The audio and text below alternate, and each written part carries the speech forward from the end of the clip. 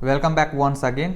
बाबू मेरे सोना बेटा छलनी कलछुल बाल्टी लोटा, ये है क्लास 10th का एक्सरसाइज 1.1 का क्वेश्चन नंबर 4। ये न्यू एनसीईआरटी का क्वेश्चन है। पुराने एनसीईआरटी में जो एक्सरसाइज 1.1 था वो न्यू एनसीईआरटी नए सिलेबस में हटा दिया गया है। तो आइए क्वेश्चन पढ़ते हैं और देखते हैं क्या दिया हुआ है और क्या हमें निकालना है।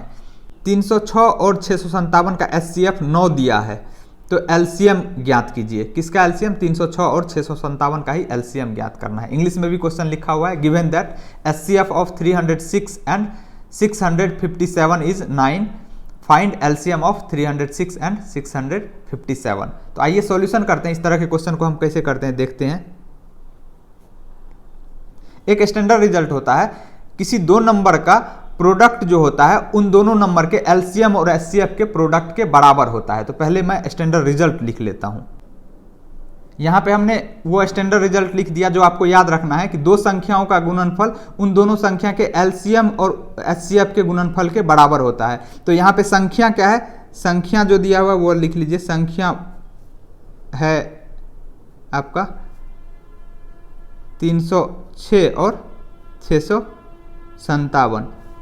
एचसीएफ कितना दिया हुआ है इन दोनों संख्या का? एचसीएफ ऑफ 306 और 657 बराबर 9 दिया हुआ है। पूछा क्या जा रहा है? एलसीएम क्या है होगा, ये पूछा जा रहा है। तो अब यहां पे वैल्यू रख दीजिए इस फॉर्मूले में। एलसीएम गुना एचसीएफ, एचसीएफ का वैल्यू कितना दिया हुआ है? 9। तो एलसीएम गुना एचसीएफ बराबर क्या होता है? दो संख्याओं का गुणनफल होता है। तो दो संख्या क्या है? 306 और 657। तो 306 गुना 657। अब हमें तो एलसीएम निकालना है ना इन दोनों संख्या का। किसका किसका? 306 और 657 का एलसीएम निकालना है। तो एलसीएम के साथ ये 9 इधर मल्टीप्लाई में है तो इधर जाएगा तो डिवाइड हो जाएगा। तो यहाँ पे लिख दीजिए इम्प्लाइज एलसीएम बराबर क्या हो जाएगा? 306 गुना 657 डिवाइडेड बाय 9। 9 से कटेगा तो काट दीजिए। ये इससे 9 से कट रहा है। 9 27 3 बार में, और 27 में 30 में से 27 घटाएंगे 3 बचेगा। 3 पे 6 36, 9 चौके 36 बराबर कितना हो जाएगा? 34 गुना 657। अब 34 को 657 से गुना करेंगे तो वैल्यू आ जाएगा 22,338। आप गुना करके देख लीजिएगा, यही आंसर होगा। तो एलसीएम ऑफ किसका एलसीएम? 306 और 657 बराबर कितना हो जाएगा?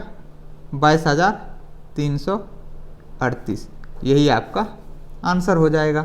तो इसमें जो रिजल्ट हमने यूज किया वो रिजल्ट आपको याद रखना है कि दो संख्याओं का गुणनफल उन दोनों संख्या के एलसीएम और एचसीएफ के गुणनफल के बराबर होता है।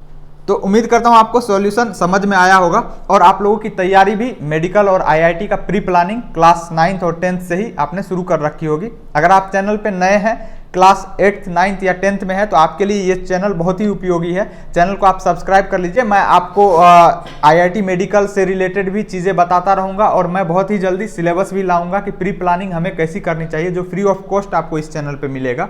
आपको कैसे टॉप 100 टॉप 10 में रैंक के बारे में क्लास 8th और 9th से ही सोचनी है। कैसे कोटा में तैयारी करने वाले बच्चे पहले से चीज़ों के बारे में सोचते हैं, कैसे वो तैयारी करते हैं, कैसे रैंक देते हैं, वो सारी बात मैं बताऊंगा।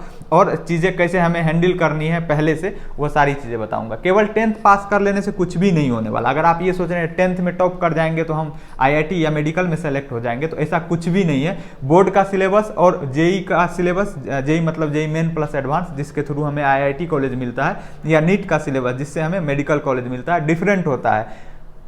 सिलेबस सेम हो लेकिन हमें पढ़ने का तरीका अलग करना पड़ता है। ऐसा नहीं है कि हम क्वेश्चन बैंक पढ़ करके मेडिकल या आईआईटी में सेलेक्ट हो जाएंगे। बोर्ड में आप टॉप कर सकते हैं 5 साल का क्वेश्चन बैंक पढ़ करके, लेकिन मेडिकल आईआईटी में क्वालिफाई भी नहीं कर सकते हैं, है ना।